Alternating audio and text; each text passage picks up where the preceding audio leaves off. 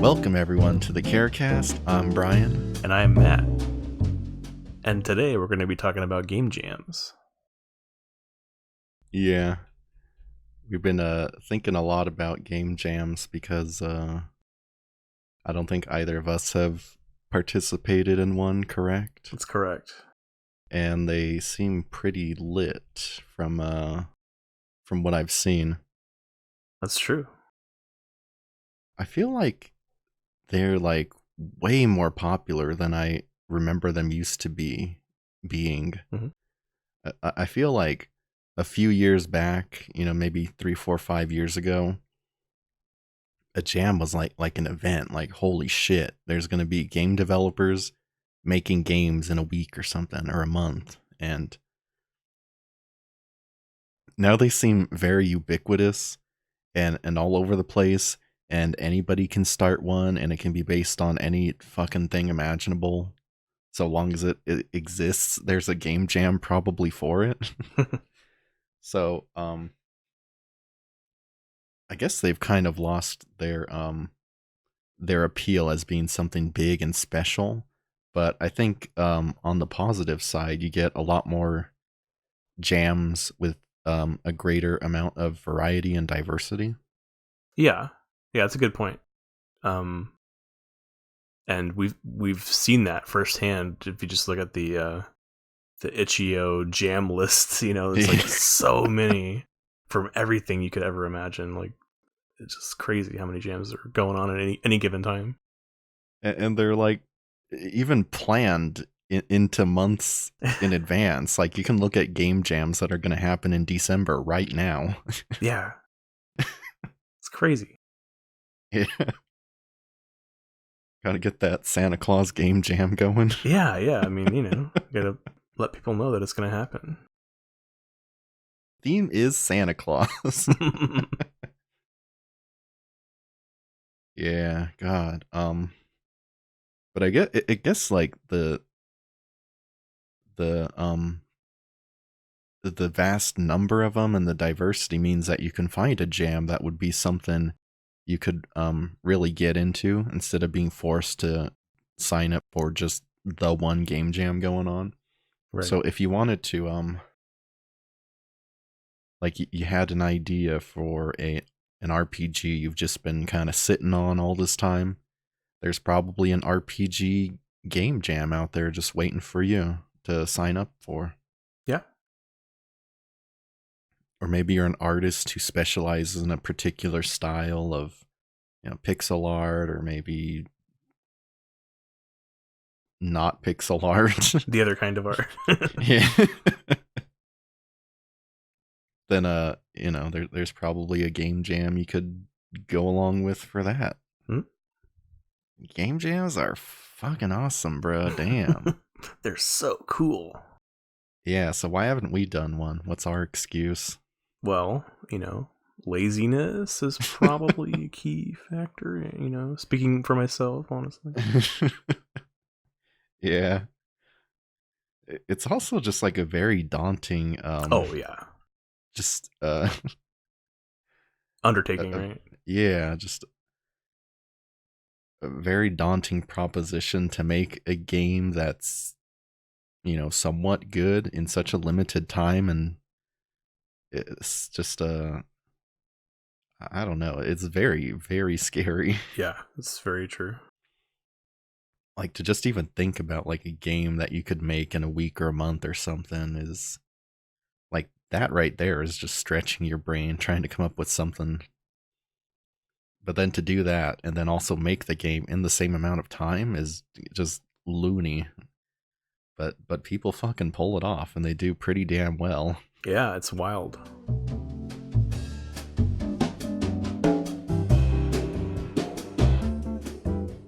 As we were talking about, game jams are cool because they're like good practice for your game development skills, just in case you're getting kind of rusty with the coding or the UI layouts and all that stuff.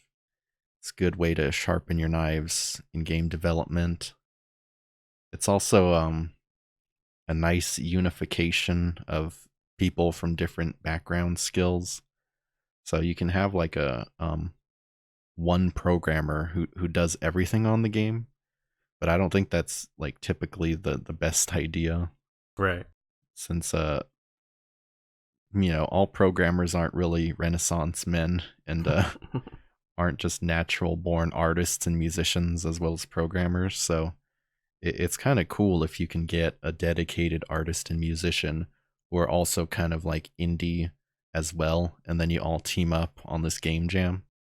It's a it's a nice like Avengers Assemble kind of thing. Yeah. Mm-hmm. But I think the coolest thing about game jams is it's like a neat way to test if a game idea has some viability to it, and it's something that has the chops to be turned into a fully fledged game that could see a release on PS4 and Nintendo and stuff like that. Um, because typically making a game of a larger scale is very risky, both in time and money. And making like a small microcosm of that game and presenting it at a jam is a lot faster and also lower risk endeavor than trying to make this grandiose game the first time and finding out it's not really a cool game idea.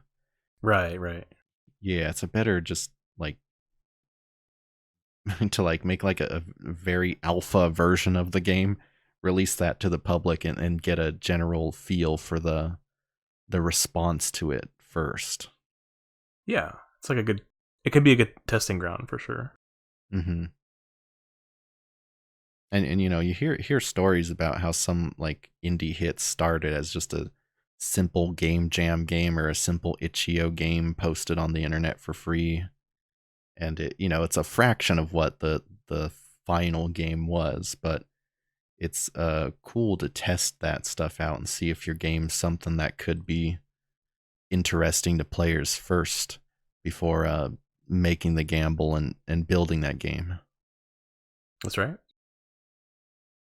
I believe the game Overland started as a really simple stripped down game jam game, but I believe now it's been released on Steam and all that, so that's pretty cool to hear a tale of a game rising from jam status to Steam status. Yeah. Yeah. It's still happening. People are still taking their jam games and polishing them up and making them into full releases. Yeah. So if you have like an idea you've been sitting on, it'd probably do you well to test it out in a game jam just to see if it's a good game. That's right. Just do it.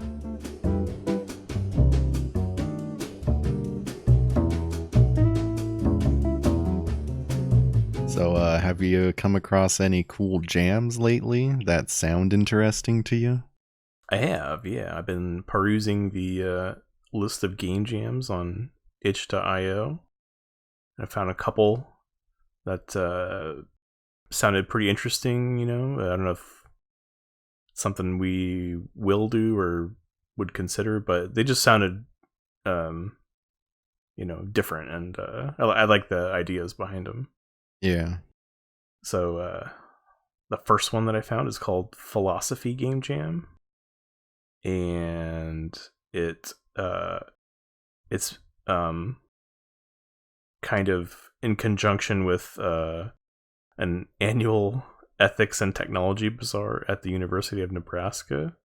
From the page, I'm looking at the game jam page right now. Interesting. And it looks like it's just a game jam about ethics and technology, and they want you to make a game related to that somehow. Yeah. Huh. Damn, like what game idea would you have for that? Yeah. I mean, I really don't know what I would do. But it's pretty cool, and I'd be really curious to see what people do come up with for this. Yeah, same. Assuming somebody does join. Yeah, it's got 28 joined right now, so hopefully somebody makes a game and and submits it. It says 29 on my end, bro. Oh shit! Live updates. Because I fucking joined as CareBot Games. Hell yeah. Oh shit! Yeah. So we're gonna make about Terminators and Soylent Green. Oh yeah. It's gonna be epic. So yeah, the Philosophy Game Jam. Yeah. Check it out. Check it out. You only got 3 days, so you better hurry the fuck up and check it out. Oh shit. Yeah. And then another one I saw that looked pretty cool. It's called Ectocomp. This is the 2019 Ectocomp page I'm looking at right now on itch.io. And this one, it seems like it's just a general like Spooktober event, horror games, that kind of thing. And on this one, they list 5 main themes that you can adhere to if you wish, but then they give you the freedom to also just do whatever you want to. But you can do just like spooky themed game, or you can make it themed after Halloween or Dia de los Muertos or All Saints Eve. So it sounds pretty cool to me. Like I like that it's like a broad topic, and you can just go for horror. You can just do a holiday theme kind of game, or just whatever you want. Or just screw all of that and make whatever game you want. Whatever, dude. It doesn't matter. Just make whatever you want. Yeah, in before that one guy who makes a Christmas themed game for the Halloween game jam. I love the blurb on the page. It says Ectocomp is an annual competition for interactive fiction written for the spooky month of Halloween-tober. That's a good sentence to start things off. I like that. Yeah, spooky month of Halloween-tober in all caps. Well, fuck this. This sounds too fucking spooky, bruh. I just wanted to make games, damn. Do you have anything else on the menu that's a little less fucking spooky? Well, I do. It's spooky in a different way, though. It's the Proc Jam. Proc. And it's the Procedural Generation Jam, and it's spooky if you're intimidated by trying to program something like that, or which you might be, but yeah. So it's like it's a game it's a game jam where you you just make something that has procedural generation somewhere in it, I guess. Yeah, that sounds fun to not make, but play the games. Yeah. I'm sure it yields some interesting games, but yeah. Bruh, I don't know anything about procedural generation. Damn. Yeah, same. But it's a cool thing to think about. And it's funny, I recently watched one of Yahtzee Crowshaw's dev diary videos where he was talking about procedural generation. Mm-hmm. And he mentioned that procedural generation, it's looked at as like a very like awesome and difficult endeavor for a game to try and do. But yeah. he said that in reality, in his mind anyway, it's like actually kind of a way to just like make easy like you don't have to like carefully design each and every level. Like you just make your algorithm and just let the procedural generation just go ham and just like do whatever. So it's kind of like a shortcut in a way. Yeah. Which is an interesting way to look at it. I don't know if everyone agrees with that, but it's a cool thing to think about. And yeah, you're right. It's going to be cool to check out what kind of games are going to come out of this. Yeah, I'd say procedural generation could be cool to generate some levels, but I'd probably go back and like fine tune those bad boys before clicking the submit button. Oh yeah. Just to make sure the algorithm didn't go haywire somewhere.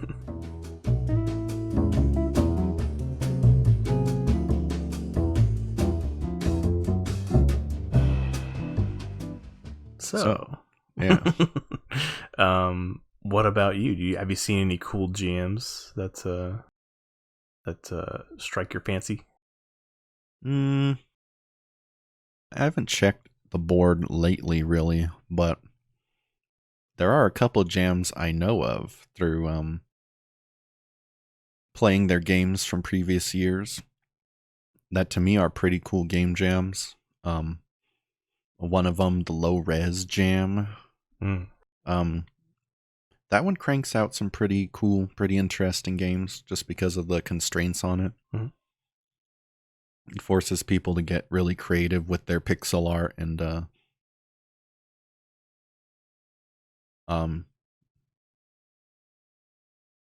it's just it's unique to it's like a unique restraint to put on the graphics of the game, whereas most games are kind of about like making cool elaborate graphics and whatnot. Mm. I think it's kind of interesting to go backwards and try and make your graphics much more primitive. So that's pretty cool. I don't know if I'd ever sign up for it just because I'm pee bad at pixel art. But it's an interesting requirement for the game jam. Yeah, it's always nice to see limitations like that in the theme of the jam, because it forces the developers to like work around it and see what's really important in making their game good. Yeah. Yeah, and I guess I like it as a fan of pixel art. Mm-hmm. Kind of crisp, vibrant pixel art.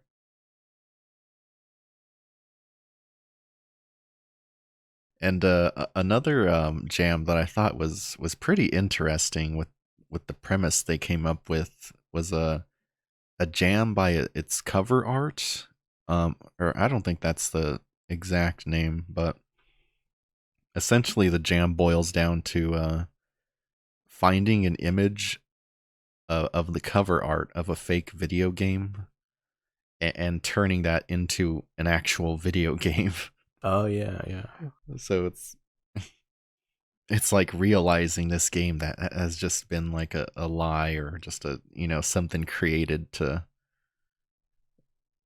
put on like the shelves of a video game shop in a movie or in a video game or something, now actually being implemented as an actual video game.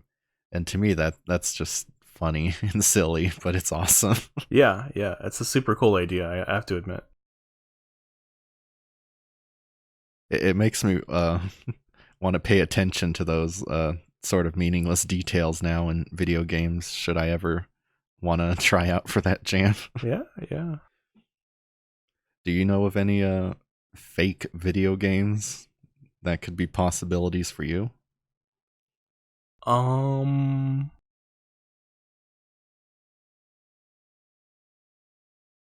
think of any. I was gonna make a joke about La Mulana, but I guess all those softwares are actual games. Right. Yeah. Damn, got him. Yeah.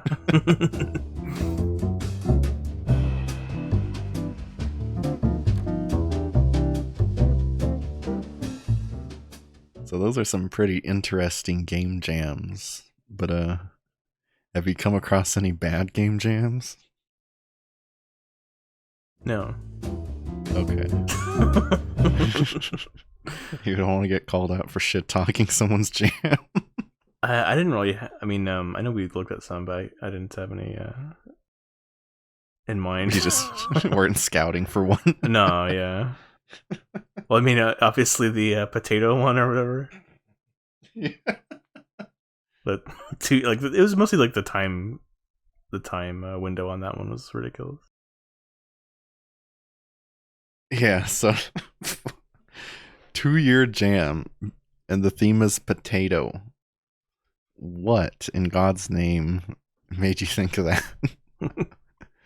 Like the 2-year thing would be ridiculous enough, but then adding the potato theme to it is just like you're just being ridiculous. Hey, potato, am I right? And how about that 30-minute game jam, huh? Yeah, that's pretty insane. Could you even imagine, like, just thinking up of a game idea in 30 minutes, let alone making an entire game? Yeah, it just seems like it would be so futile, like to act like whatever you make, you're just like slapping shit together like as fast Yeah. as humanly possible. It's crazy to think about what you could actually do in 30 minutes. Like, even if you like thought of an idea for a game ahead of time and then even practiced developing that game, like speed run developing that game, it's still just insane. 30 minutes, my god. It takes like 1 minute just to start up Unity, and you got 29 left to put this thing together. God Yeah. damn. Well, while a game jam can be like a great exercise for game development, like 30-minute jam seems like just it's just gonna be a fruitless endeavor. Like nothing's gonna come out of Yeah. that. Yeah, there are some upper limits to this jam requirement thing. Yeah, yeah, So I wouldn't sign up for every single game jam you come across. yeah. Make sure you read the text and find a good one. Yeah. Well, I'm signing up for the 30-minute game jam. I ain't no bitch. All right. Yeah, you fucking pussies who didn't sign up for the 1 minute game jam. Yeah. 1 minute game jam. We should like test that one day just to see how far you can do something in 1 minute. Yeah, Like, can you even create a C# script in Unity in 1 minute? it would be tough. I'd be pushing it. Or you know what would be cool to like stream? Um, is if like so you get live split or whatever that program is Uh-huh. that you know you speed run with, and you put that, and your splits are like game GDD, creating creating prototype without assets, creating assets, creating music, finishing game, and that's like time. So Oh you like yeah, speed run develop a game. yeah. That's cool. That's good. But like people can watch in real time the speed run itself. Yeah, It's like, yeah, whoa. Just what idea you would use is the big question. yeah.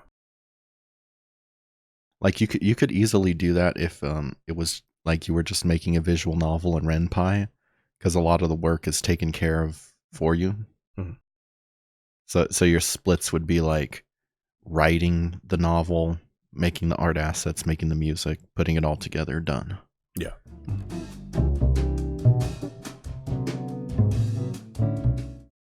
So there's some pretty neat game jams available, but it got me to thinking, like, what jam theme would I do if I had to host one of these? And just just thinking for not too long, a couple ideas came to mind, Mhm. and the first one, which I think maybe could have some there could be something to it. It could be a legitimate idea, but I don't know how well it would balance. Maybe David Serlin could let me in on that.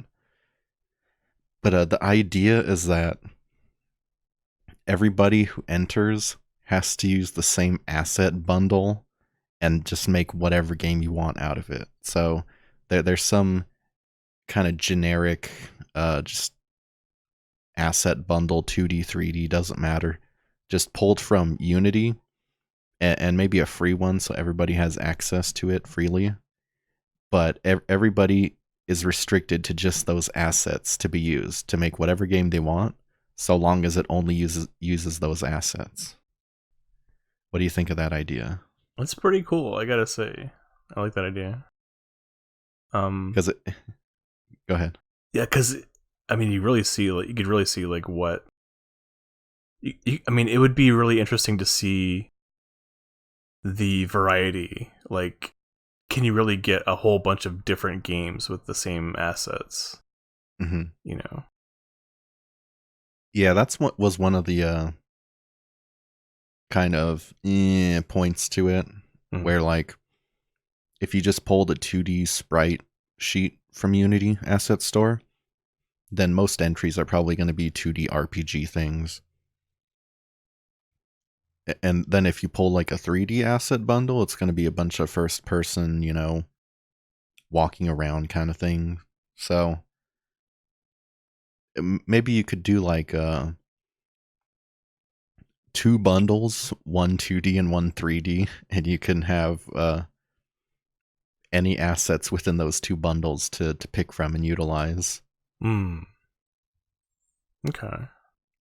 But the idea came from the fact that like if your jam game doesn't have good art, then typically people don't give it the time of day or don't grade it as highly as those that do have good art.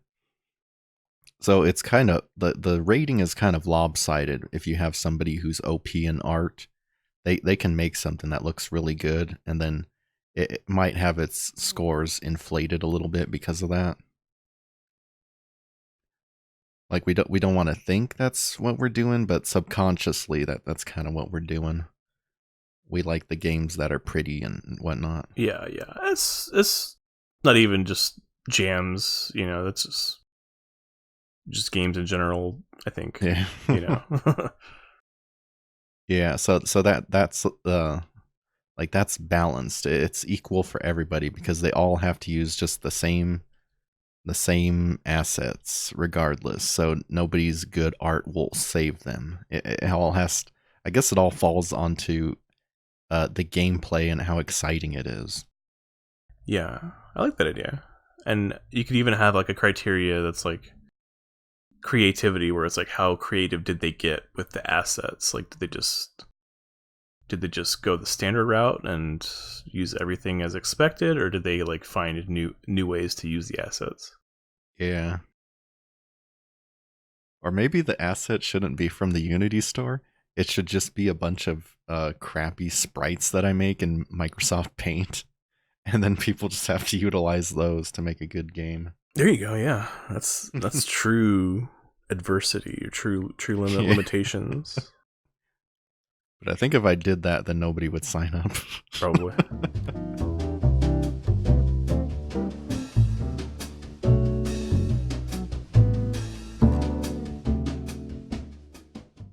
Another idea I thought of was a Pokemon Jam Oh, where um, you have to take characters and um, I guess mostly just the characters and the world of Pokemon, but turn it into some sort of game that is not a rehashing of the main series Pokemon games.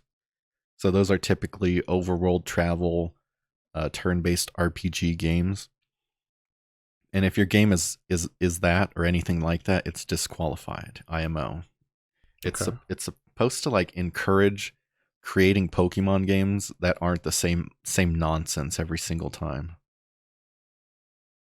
I kind of like that. It's a nice like challenge, like, Hmm. and I kind of like that it's also challenging like a huge like franchise that like is kind of notorious for not rocking the boat, so to Yeah, speak.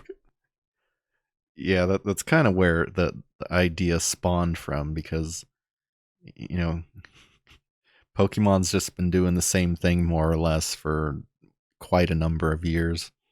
They have their spin-off titles, but they're few and far between. And I feel like the Pokemon world is like the franchise is so vast and varied that there's a lot of good games to be had from it. But it seems like Nintendo and the Pokemon company kind of want to just play it safe and just kind of spit out the same old thing every couple years or so. But I'm not sure about the legality of it. Oh yeah, Yeah, especially with Nintendo kind of being notorious for cease and desisting anything related to Nintendo. yeah. It would be a tricky situation. You'd have to like, you might have to talk about it in like, other terms where it's like that game with the monsters that fit in your pocket, that kind of thing. Yeah. Yeah, that or just like state up front, these games will never ever be used for commercial purposes or something. These are strictly fan games, but then they even kill off fan games, so there's no winning with it. That's true. Yeah. And it to me it's just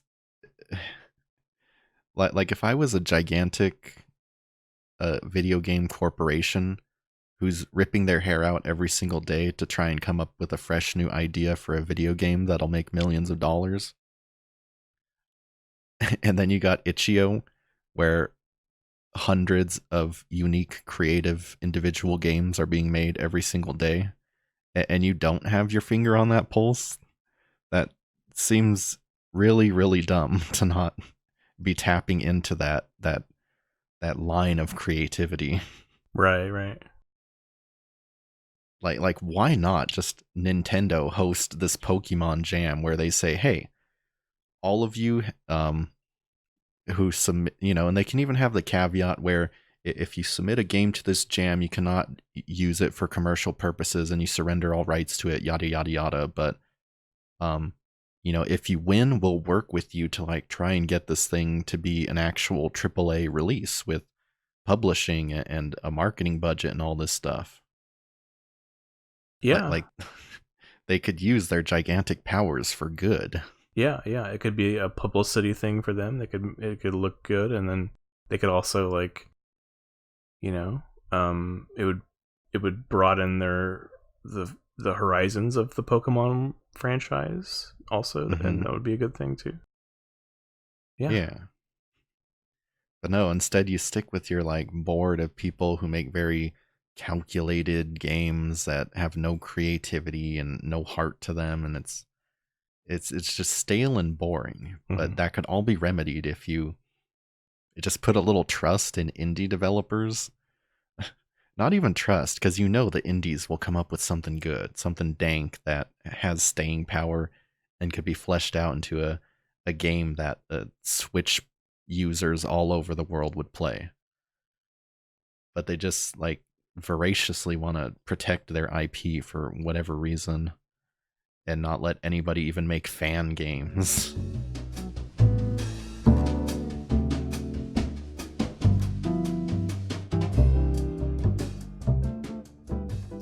Did you want to talk about the 69-hour game jam? Yeah. I don't know. I guess the last idea I had that was really dumb is a 69 and 420-hour game jam just for tiddles. Yeah. I guess you could how many hours is 420 hours? I mean, how many 17 and a half days. that's a fine amount of time. 2 weeks for a game jam. Yeah.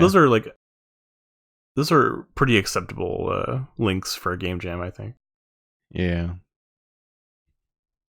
And I don't know. I guess if I did host that, I'd just say you can make whatever kind of game, no theme, just the meme time limits. Mm-hmm. And then you can say, I participated in the 420 game jam. Blaze it, bruh. You know what I'm saying? Yeah. Right.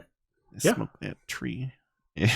I like that. And yeah, and it's a good choice not to have to adhere to a theme if it's just like kind of a funny thing. But people would get into it. I think they would want to join just because it's funny.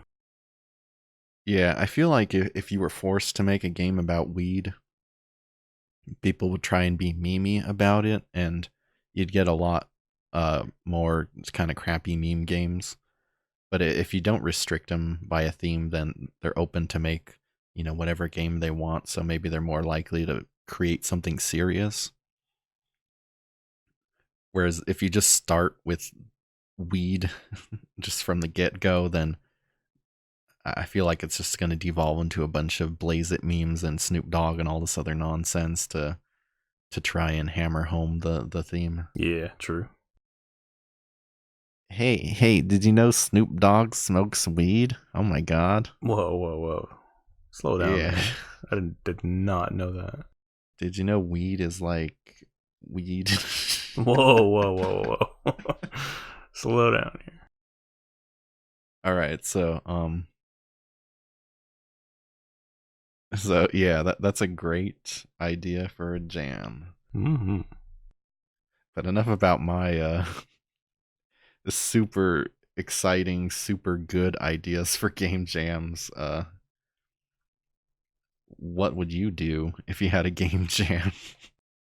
Well, came up with a couple, and I didn't do any like research, so these might actually exist. I don't know, but I kind of liked the idea of like a really super broad topic for a jam, kind of like the community game jam where it was just like the game is a liar or whatever, like that was the topic, but like while that led to some questionable games, you know, I wanted to think of some even broader topics that wouldn't necessarily lead in that direction. So I came up with one called the Blue Jam, and it's just like whatever blue means to you, like the color, or you know, feeling sad, feeling blue, that kind of thing. Like you just make a game that's like blue in theme somehow. Maybe the blues. Sure, yeah, just whatever comes to mind, you know. And so super broad, but it would be cool to see just like all the different kinds of things that would come out of that. I feel like it's probably been done before, but you know, just something to think about. Yeah, just to see the different interpretations. And like even better if people like if the submissions that were submitted early were hidden until the close of the jam, so that like nobody can influence other people and give them ideas. Yeah, just like strictly what you think of when you think blue. Yeah, I'm blue, dabba dee dabba die. That's right. Yeah, and you could do that too. Maybe that's your game. I don't know. I'm blue, dabba dee dabba die. Yo, inside and outside, blew his house with the blue. God, I know too much of that song. It's embarrassing. Let's move on. Did you know that the some of the animations from Oblivion, I think, were taken from the Blue Da Booty Da Boo Da video? You can check that out. Look like it. Yeah. Just in case anybody wants to check that out, you can look it up. It's on Twitter somewhere. Oh god, those animations are so fucking horrible. Yeah. God, that shit gives the money for nothing music video a run. Money for Nothing looks pretty good compared to Blue Da Booty Da Boo Da. Yeah, they're just like very dated and products of their time. Yeah. So like they were sophisticated back then, but they stopped being the next year. Yeah.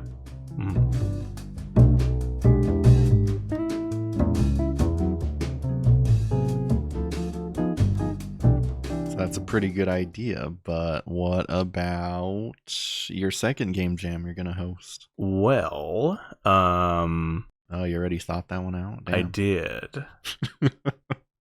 So the next one, I feel like this has to have been done before. I don't actually know, but it's the Raspberry Jam, and I just thought of it because it had a funny name, and you know, Raspberry Jam is a thing, but also like it's a game jam where you know it's just you put raspberry in your game somewhere, whatever that means to you. It's like the Blue Jam. It's a broad topic, but it would just be cool to see like what kind of games you get out of that. Yeah, I guess it's a little more concrete than blue. Yeah, a raspberry. Yeah. So probably gonna have a Raspberry in the game somewhere, you know. So just at some point, that would be my guess would be like 99% of the games would have a Raspberry in them. Just a literal raspberry. Yeah, somewhere. Or maybe a raspberry beret. That's right. Yeah. She wore a raspberry beret. But like, I feel like thinking about it now, like if you were to make a concrete like noun, like the theme of your jam, like they're probably gonna, the developers who make games are probably gonna really focus on that. So the games might be all about raspberries, which might be a little, you know, I don't know. It might not be what you're looking for. It's probably it's gonna like, it's gonna kind of homogenize the games, I think, a little bit if it's a concrete thing. That's what it feels like to me.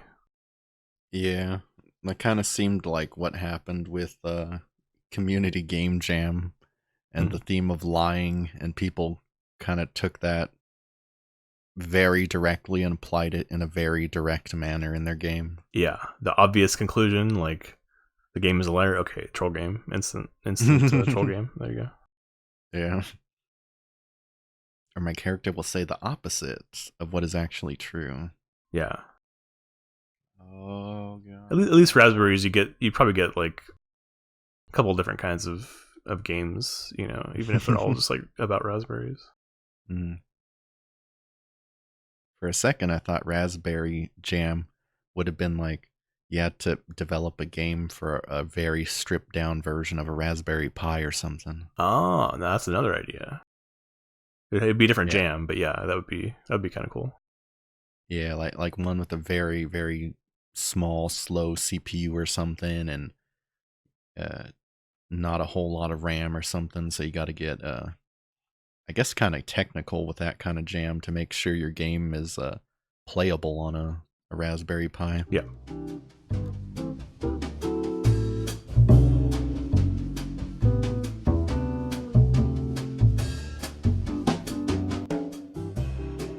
This podcast uses a song called Bossa Antigua by Kevin MacLeod, found at incompetech.com, licensed under Creative Commons by Attribution 3.0, and the URL for that license is creativecommons.org/licenses/by/3.0.